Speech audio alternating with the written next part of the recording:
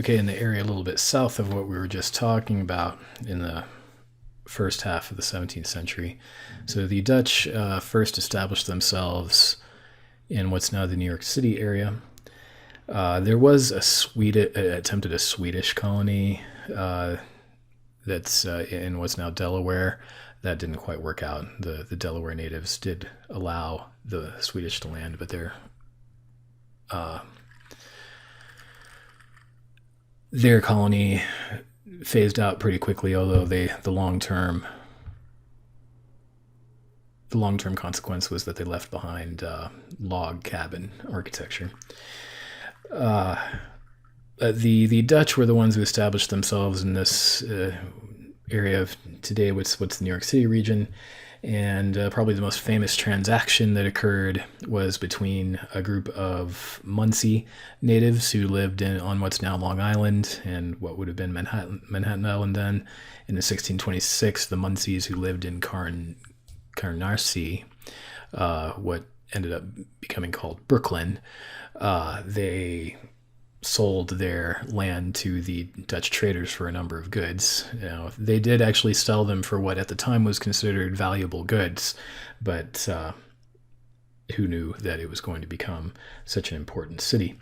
That area eventually became the capital of New Netherlands, which was called New Amsterdam, and then when the English took that over late in the century, they renamed it New York.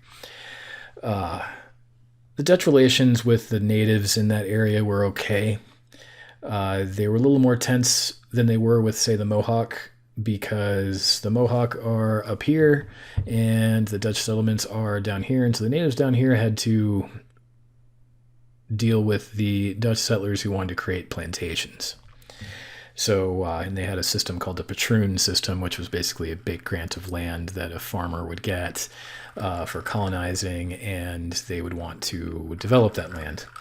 So every once in a while, some attacks would break out with those local natives, and sometimes those attacks were serious. One of the series of attacks that occurred broke out into a war with the Munsees called it was called the Kieft's War, named after the governor of New Netherland at the time, William Kieft.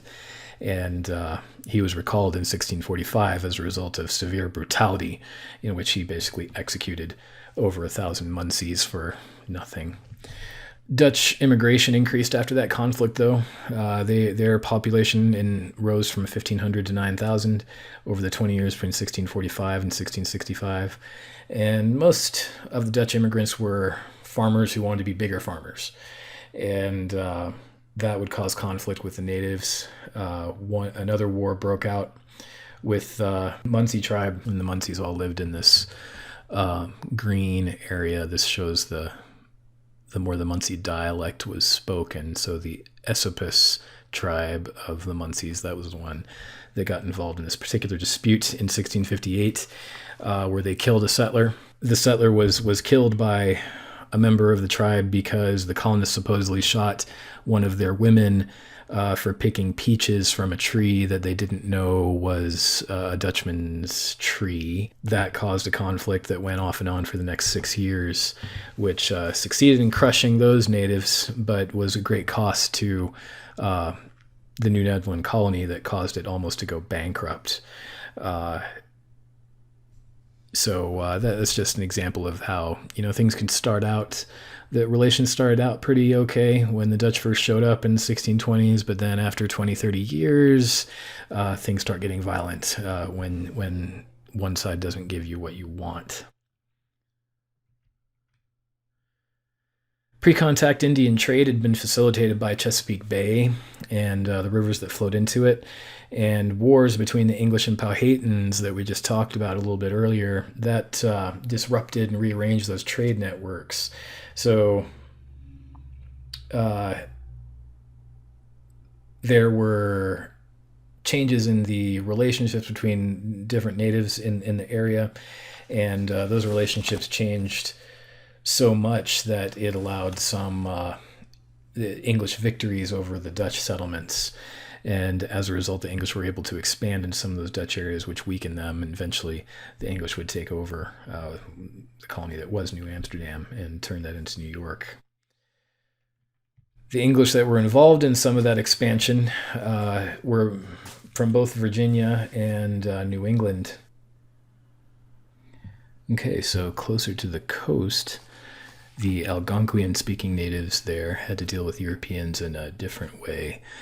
These Europeans were much more interested in land. Even before settlement, the contact with Europeans had intense consequences. So there were English expeditions in the early 1600s that attempted to establish trade in what's now Maine, and they had gotten into conflict with some natives that lived there called the Abenaki. And part of the reason for the conflict was because the English captured a number of them or kidnapped them. And then when the Virginia Company tried to place a settlement in Maine, the Abenakis attacked and destroyed the settlement, causing the English to abandon it. In 1614, the reputation of the English took another hit when they captured 27 Wampanoags from Cape Cod. The Wampanoags were a tribe that lived in southern New England in what's now Rhode Island and southern Massachusetts.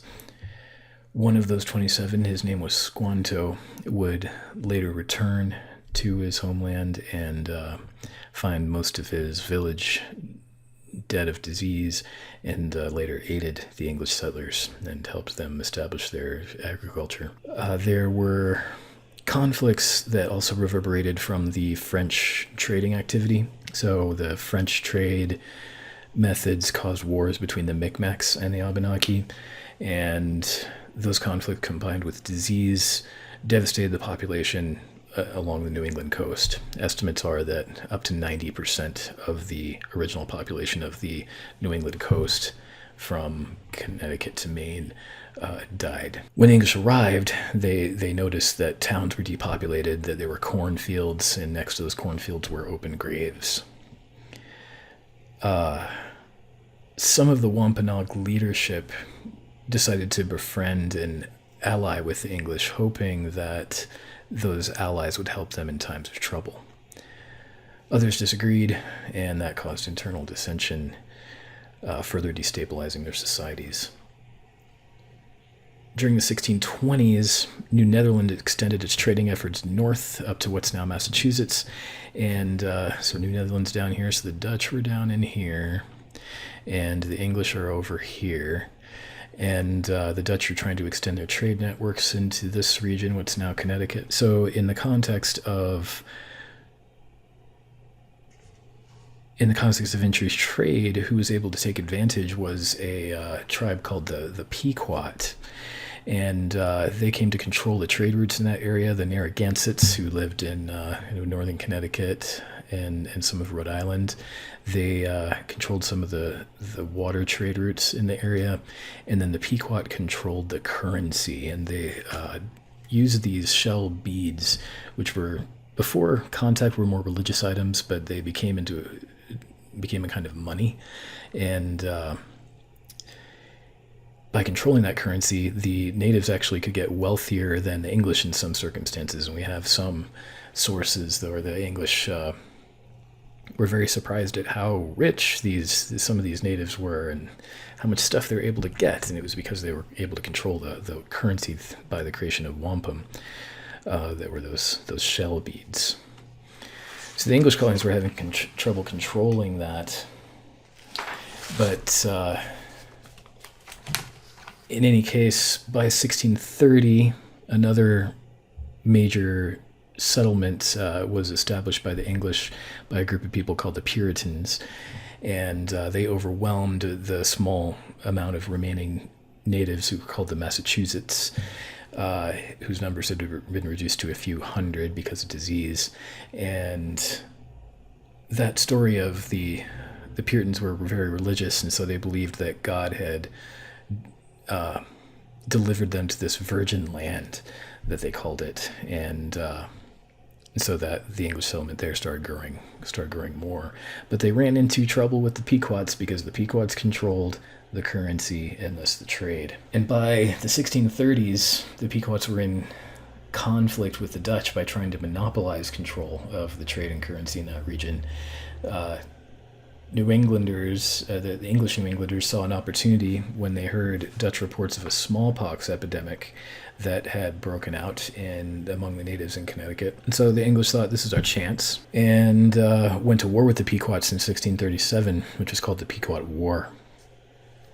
The English now introduced a kind of genocidal warfare that had been used by the Spanish.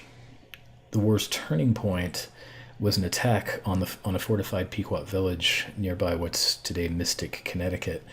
And the English, in the process of fighting the Pequots, decided to set fire to a village that had mostly civilians in it.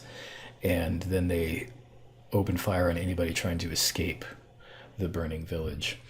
The allies that the English had made, they had allied with the Narragansett and the Mohegans against the Pequots, and their native allies were extremely distressed by the brutality, protesting that the English methods of fighting were, quote, too furious. Not long after that, the remaining Pequots tried to escape, but they were either killed or forced out by hostile Iroquois who had been bribed by Europeans. The rest of them who remained after the war, were forced to live in two villages and subordinate themselves to either other natives or the English. Many of them, of the remaining Pequots, were sold into slavery. Over the next 40 years, there was kind of a hesitant peace. And so there had been kind of a tension at first, and then there was this conflict, the Pequot War, and then there was a tense peace between the English colonists and the natives in New England. That peace got more and more tense as the English colonies grew. They got bigger and bigger and bigger very rapidly. In the early 1630s, there were about 1,500 total settlers. By the late 1640s, there were 20,000. By the 1670s, there were 60,000.